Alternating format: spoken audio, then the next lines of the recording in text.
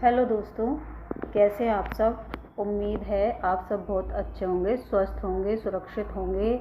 मैं सुमन जैन आपका स्वागत करती हूँ स्टडी विद पीस चैनल पर। तो आज हम पढ़ेंगे हरियाणा के लोक नृत्य। क्या पढ़ेंगे? हरियाणा के लोक नृत्य। ठीक है, चलिए। हमारे हरियाणा में कई प्रकार के नृत्य होते हैं। कोई जब हम अनाज वनाज हमारा उठता है तो उसके लिए नृत्य करते हैं, कहीं शादी ब्याह होती है उसके लिए नृत्य करते हैं, कहीं कोई फंक्शन होता है तो उसमें नृत्य करते हैं। हमारा हरियाणा विभिन्नता का देश है, तो हर जगह अलग अलग तरह के नृत्य होते हैं। तो आज हम उन्हीं नृत्यों के ऊपर बात करेंगे। ठीक है, तो चलिए चलते हैं। हमने यहाँ पे कुछ नृत्यों के नाम रखे हैं जिनको आज हम पढ़ेंगे। उन सभी नृत्यों में सारे नृत्य तो नहीं है, लेकिन हमने कोशिश की है कि उनमें से कुछ इम्पोर्टेंट नृत्य जो पेपर में आते हैं उन नृत्यों को हम आज यहाँ पे पढ़ेंगे। और उम्मीद है आपको अच्छे से नोट्स बना रहे होंगे, जो मैं पढ़ाती हूँ उसको लिखते जाइएगा। ठीक है, चलिए पढ़ते हैं हरियाणा के लोक नृत्य। सबसे पहला नृत्य है सांग नृत्य। सांग नृत्य, ये नृत्य हरियाणा का राजकीय नृत्य है। सांग नृत्य कैसा नृत्य है? राजकीय नृत्य। हमारे राज्य का, जैसे राजकीय पशु, राजकीय पक्षी, राजकीय वृक्ष, तो ऐसे ही हमारा राजकीय नृत्य कौन सा है? हरियाणा का सांग। तो हमारा हरियाणा का राजकीय नृत्य है सांग, जिसका अर्थ है, सॉरी यहाँ पे मैंने ऐसे कुछ लिखना भूल गई थी, तो मैं बोल रही हूँ, आप लिख लेना। जिसका अर्थ है प्रच्छन्न या प्रतिरूपित करना, यानी किसी को प्रतिरूपित करना, किसी के रूप को दर्शाना। यह माना जाता है कि यह नृत्य किशन लाल भट्ट द्वारा निर्मित किया गया है। ये नृत्य किसके द्वारा निर्मित किया गया है? किशन लाल भट्ट के द्वारा। किशन लाल भट्ट के द्वारा निर्मित किया गया है। तो हमारा हरियाणा का राज्य नृत्य कौन सा है? राजकीय नृत्य कौन सा है? सांग। याद रहेगा आपको? ठीक है, चलिए आगे पढ़ते हैं। फाग नृत्य। फाग से हमें पता चल रहा है ये फागुन माह में मनता होगा, फागुन माह में करते होंगे इसको। तो क्यों किया जाता है, अब इसको पढ़ते हैं। यह नृत्य फागुन महीने में किया जाता है। महिला और पुरुष दोनों ही इस नृत्य को करते हैं। यह नृत्य फागुन माह में किया जाता है और महिला पुरुष दोनों ही इस नृत्य को करते हैं। ठीक है। छठी नृत्य। छठी पता है क्या होती है? छठी, वो यहाँ पे उस छठी के बारे में बात की है जब घर में बच्चा होता है और वो 6 दिन का हो जाता है, तब छठी पूजती है। सबके घर में पूजती है वो, आप लोगों के घर में भी पूजती होगी। आप लोगों को इसके बारे में पता होगा, और नहीं पता है तो मैं बता देती हूँ। जब बच्चा पैदा होता है तो जब वो 6 दिन का हो जाता है तो उसकी छठी पूजती है। तो एक तरह से जैसे कहते हैं ना, बच्चा पैदा हो गया तो घर में सोबर हो जाती है, सोबर बाहर निकालते हैं, तो सोबर निकालने के लिए छठी पूजते हैं। तो वो दिन होता है जब सोबर निकलती है, तो छठी पूजती है उस दिन औरतें नृत्य करती हैं, खुशी मनाती हैं और पूजा होती है घर में। तो ये छठी नृत्य वही होता है जब शिशु की छठी पूजती है, उस दिन महिलाएं ये नृत्य करती हैं। तो देखिए पढ़ते हैं। यह नवजात शिशु के जन्म की खुशी के साथ मनाया जाता है। महिलाएं इस नृत्य को शिशु जन्म के बाद छठे दिन करती हैं। इस दिन उबला गेहूं और चना, जिसको बाकली भी कहते हैं, सभी सदस्यों को वितरित किया जाता है, यानी सभी सदस्यों में बांटा जाता है। समझ गए? जब बच्चा पैदा होता है तो जब सोबर निकलती है, छठी पूजती है, उसकी छठे दिन उसकी छठी पूजती है, बच्चे की छठी पूजती है, बच्चा 6 दिन का हो जाता है। इस खुशी में छठी नृत्य किया जाता है। ठीक है। इस दिन उबला गेहूं और चना बांटते हैं सभी सदस्यों में, जितने भी घर के सदस्य होते हैं सब में चना और उबला गेहूं बांटा जाता है, इसको बाकली भी कहते हैं। ठीक है, अब आ जाते हैं दूसरा नेक्स्ट नृत्य कौन सा है हमारा, खोड़िया नृत्य। ये भी एक महत्वपूर्ण नृत्य है। ये कब मनाया जाता है इसके बारे में भी हम बता देते हैं। इसको खोरिया बोलते हैं, हमारी ज़बान में इसको खोरिया बोलते हैं। खोरिया कहते हैं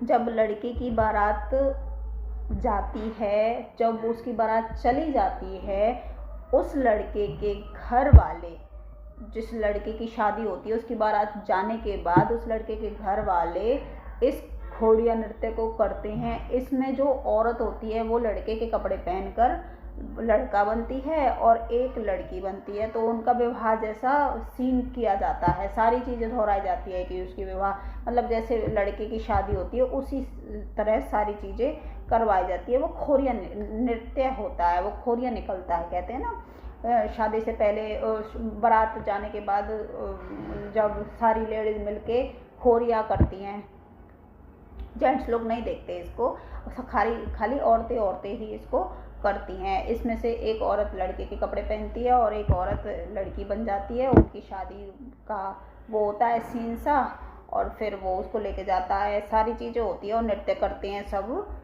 ये खोरिया निकलता है। ठीक है, थाली वाली बजाते हैं, वो घर से बाहर निकल के शोर मचाते हैं, ऐसा कुछ होता है हमारे यहाँ पे। तो पता नहीं आप लोगों के वहाँ पे कैसा होता होगा।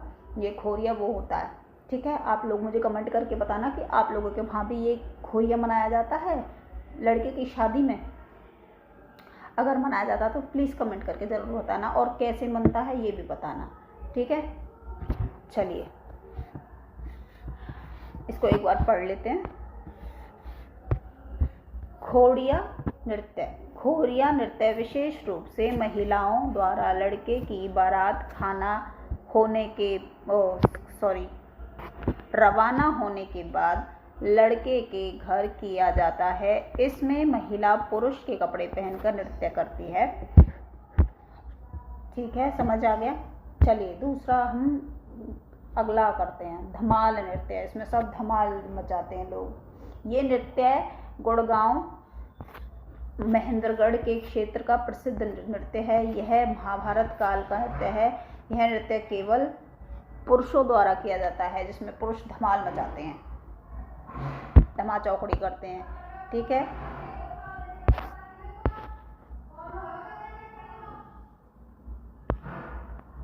चलिए अगला हम वो करते हैं नृत्य झूमर नृत्य। कौन सा नृत्य? झूमर नृत्य। यह झूमर नामक आभूषण के नाम पर किया जाता है। ये झूमर नाम का आभूषण होता है, उसके नाम पर ये किया जाता है। नृत्य को ढोलक और थाली जैसे वाद्य यंत्रों की धुन पर किया जाता है। हरियाणा में कुछ हिस्सों में झूमर नृत्य को हरियाणवी गिद्दा के नाम से भी जाना जाता है। यानी जैसे गिद्दा करते हैं ना, पंजाबी डांस पे हम गिद्दा करते हैं, आप लोगों ने सुना होगा गिद्दा का नाम, तो उसी को ही झूमर बोल दिया है। आप लोगों के यहाँ पे गिद्दा करते होंगे बहुत सारे लोग, तो उसी को ही झूमर नाम बोल दिया है। लूर नृत्य हरियाणा के बांगर क्षेत्र में लड़कियों के साथ किया जाता है। लकड़ियों के साथ, मैं भी पागल हूँ क्या पढ़ रही हूँ, लकड़ियों के साथ किया जाता है। विशेष रूप से होली के त्योहार पर किया जाता है। लूर नृत्य विशेष रूप से किस पर किया जाता है? होली के त्योहार पर किया जाता है। गीत आमतौर पर सवाल और जवाब प्रारूप होते हैं। यह नृत्य रबी की फसल बुआई के दौरान भी किया जाता है। लूर नृत्य होली पर होता है, जब होली खेली जाती है। तो वो जब कहते हैं ना, हमारे यहाँ तो बोलते हैं, जो वो लूर नृत्य होता है जिसमें एक नकली घोड़ा होता है और उसमें आदमी घुसा हुआ होता है, उसको नृत्य करते हैं लूर नृत्य। और सारे लोग, हम तो उसको होली खेलना बोलते हैं, होली खेलने जा रहे हैं भाई। वो बंदे उस मोहल्ले की स्त्रियों के साथ, फलाने मोहल्ले के बंदे फलाने मोहल्ले की स्त्रियों के साथ होली खेलने गए हैं, यानी नाच गाना करने गए हैं यानी नृत्य करने गए हैं, तो एक दूसरे के साथ हम नाच गाना करते हैं। और यह नृत्य रबी की फसल की बुवाई के दौरान भी किया जाता है। मार्च के महीने में रबी की फसल भी बोई जाती है, आपको पता है? हाँ, ये तो आपको पता ही होगा। रासलीला, ये है हमारी मनपसंद लीला, ये नृत्य मनपसंद है मेरा। रासलीला में रास शब्द का अर्थ नृत्य है। हरियाणा का यह पारंपरिक लोक नृत्य राज्य के फरीदाबाद पलवल में किया जाता था। रासलीला का नृत्य रूप विभिन्न प्रकार के गीत से भगवान कृष्ण की प्रशंसा की जाती है। आपने सुना होगा कि पहले टाइम में भगवान कृष्ण जी रासलीला किया करते थे राधा और गोपियों के साथ, तो ये उनके ही उसमें भगवान श्री कृष्ण को प्रसन्न करने के लिए ही फरीदाबाद और पलवल में रासलीला नृत्य किया जाता था। समझ में आ गया? चलिए, अब रास क्या है? रास नृत्य का संबंध भगवान श्री कृष्ण से है, बिल्कुल है। रास लीला से जुड़ा है, बिल्कुल जुड़ा है। इस नृत्य के दो प्रकार हैं। कौन कौन से? तांडव नृत्य और एक लास्य नृत्य। तांडव नृत्य पुरुष प्रधान होता है। तांडव जैसे एक तांडव भी ना दो प्रकार का होता है, एक तो क्रोध वाला तांडव होता है, एक शांति वाला तांडव होता है। तो ये शांति वाला तांडव श्री कृष्ण भगवान जी करते थे, और जो वो क्रोध वाला तांडव है वो भगवान भोलेनाथ करते हैं। तो ये तांडव पुरुषों द्वारा किया जाता है। और लास्य नृत्य यह स्त्री प्रधान नृत्य है। यह मुख्यतः होडल, पलवल तथा फरीदाबाद आदि इलाकों में किया जाता है। मैं होडल से ही, फरीदाबाद से और पलवल से, इन 3 इलाकों में किया जाता है। ठीक है, ये मुख्यतः इन 3 जगहों पे किया जाता है लास्य नृत्य। आज हम थोड़े से ही लोक नृत्य पढ़ेंगे, क्योंकि ये नृत्य वो हैं जो इम्पोर्टेंट हैं। मैंने वो इम्पोर्टेंट नृत्य ही करवाए हैं ताकि आप लोगों को ज़्यादा परेशानी न हो। सिलेबस बहुत ज़्यादा है और करना ही सब है, लेकिन मैं ये सोचती हूँ कि जो इम्पोर्टेंट है, जो एग्ज़ाम में आए, सिर्फ आप लोग वही करें। तो इसलिए मैं वही मेन चीज़ें करा रही हूँ। थोड़ा बहुत रह जाएगा तो मैं और देख लूँगी और करा दूँगी। अगर आप लोग कहोगे तो आप मुझे कमेंट करके बता देना कि मुझे एक और वीडियो इस पे बना देनी है, या फिर आगे चलते हैं। कमेंट करके ज़रूर बताया कीजिए। तो ठीक है, चलते हैं, मिलते हैं नेक्स्ट वीडियो में। तब तक के लिए गुड बाय। और हाँ, जाने से पहले मेरे वीडियो को लाइक करो, सब्सक्राइब करो और शेयर ज़रूर कर देना, और कमेंट करके ज़रूर बताना नीचे आपको इसका दूसरा वीडियो चाहिए या फिर इससे ही काम चल जाएगा। अगर आप करना चाहते हो तो मैं दूसरा वीडियो भी बना लाऊंगी।